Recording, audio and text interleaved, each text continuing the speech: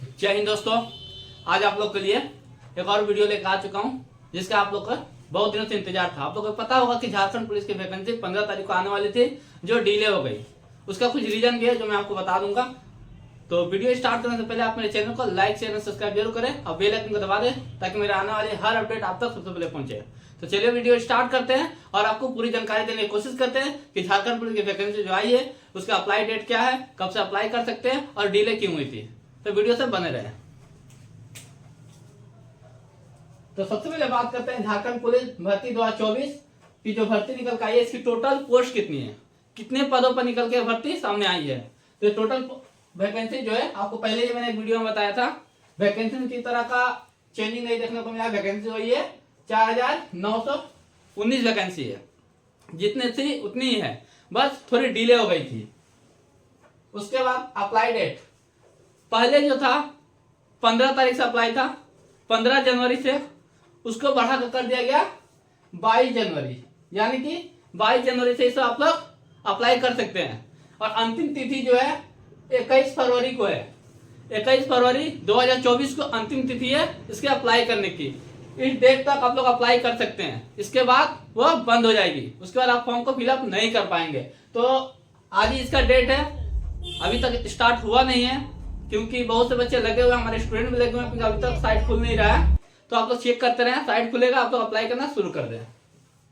और सबसे बड़ी बात है मैं बता दूं, ये भर्ती उन बंदों के लिए बहुत ही अच्छी होने वाली है जिनका हाइट नहीं है और उनका सपना है इंडियन आर्मी में जाने का, वो नहीं जा पा रहे हैं। तो उनके लिए बहुत खुशी की बात है कि सबसे कम हाइट 107 सेंटीमीटर इसका हाइट मांगी जाती है, जो कि जनरल कैटेगरी से बिलोंग करते हैं। और इसकी भर्ती भी जो है आर्मी से मिलती जुलती है, तो उनका एक सपना तो पूरा हो सकता है।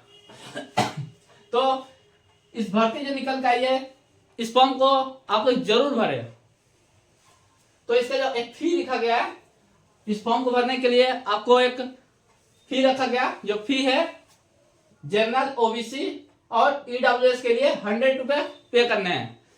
जनरल, ओबीसी और ईडब्ल्यूएस से जो बिलोंग करते हैं उनको 100 रुपए पे करने हैं। और एससी एसटी वालों के लिए 50 रुपए पे करने हैं। तो ये मैं बात बता दूं यहाँ पर जो कि इंपॉर्टेंट है, अगर आप झारखंड स्टेट से बिलोंग करते हैं, अगर आप झारखंड स्टेट से बिलोंग करते हैं तभी आपको ये छूट मिलेगी। अगर आप अदर स्टेट से बिलोंग करते हैं, अगर आप अदर स्टेट से हैं और इस फॉर्म को भर रहे हैं तो आपको पूरा पैसा देना होगा, यानी कि आप जनरल कैटेगरी से होकर इस फाइट करेंगे इस पद के लिए, आपको जनरल कैटेगरी से होकर लड़ना पड़ेगा। और इसीलिए वैकेंसी जो है डिले हुई थी। इस वैकेंसी जो 15 तारीख को अप्लाई करने हुआ था, क्योंकि आप लोगों को पता ही होगा झारखंड में इसी चीज के लेकर विवाद चल रहा था। तो उस विवाद के बाद जो नतीजा सामने आया है और इसी चीज के लिए डिले हुआ था।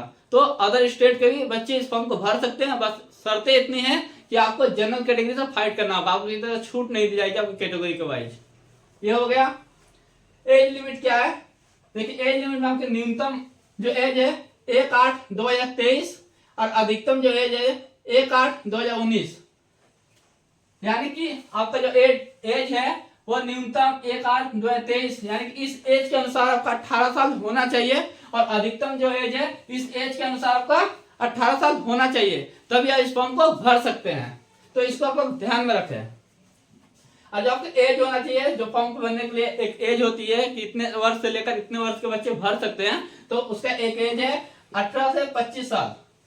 जनरल कैटेगरी 18 से 25 साल के हैं तो इस फॉर्म को भर सकते हैं। ठीक है, अब बात करते हैं देखिए झारखंड में एक वहां भी एक कोटा होता है, जैसे कि बीसी और ईबीसी होता है। ठीक है, तो बीसी और ईबीसी जो मेल कैंडिडेट है उनको 2 साल की छूट मिलेगी।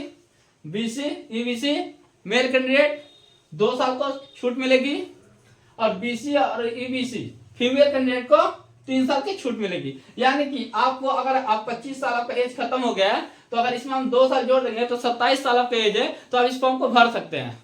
अगर आप बीसी और ईबीसी फीमेल है तो आपको 3 साल का मिल रही है, तो 25 3 28 साल, तो 28 साल तक आप इस फॉर्म को भर सकते हैं।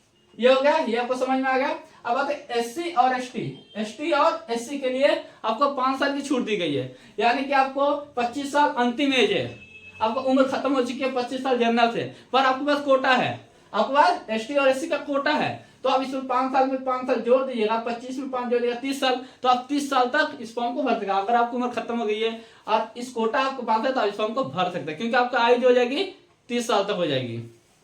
अब आते हैं एजुकेशन क्वालिफिकेशन में। इस फॉर्म को भरने के लिए आपको क्या योग्यता होनी चाहिए? तो योग्यता आपको कुछ नहीं, बस 10वीं पास। अगर आप 10वीं पास है तो इस फॉर्म को भरने में आप सक्षम है। इस बात को गौर कर लें, ज्यादा इसमें एडुकेटेड नहीं मांगा गया। 10वीं पास के लिए बहुत ही सुनहरा मौका है इस फॉर्म को भरने के लिए। और मैंने पहले ही बताया, जिन बच्चों का हाइट कम है उस बच्चे ये फॉर्म को भरने के लिए इससे अच्छा मौका नहीं मिलेगा। आते हैं सिलेक्शन प्रोसेस में, क्या क्या प्रोसेस है सिलेक्शन होने के लिए। तो सबसे पहले आपको पीईटी कराया जाएगा।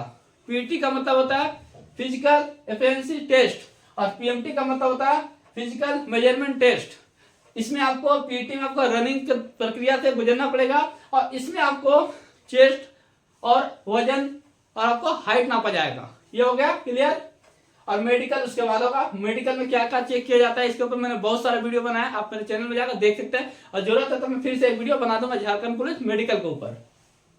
अब आता है रिटर्न। उसके बाद आपको रिटर्न प्रक्रिया से गुजरना पड़ेगा। देखिए यहाँ तक पहुंचने में आपको 100% में 50% बच्चे ही आपको यहाँ तक पहुंच पाएंगे, और जो यहाँ तक पहुंच जा रहे हैं तो उनको सफलता हासिल करने में चूक नहीं होगी।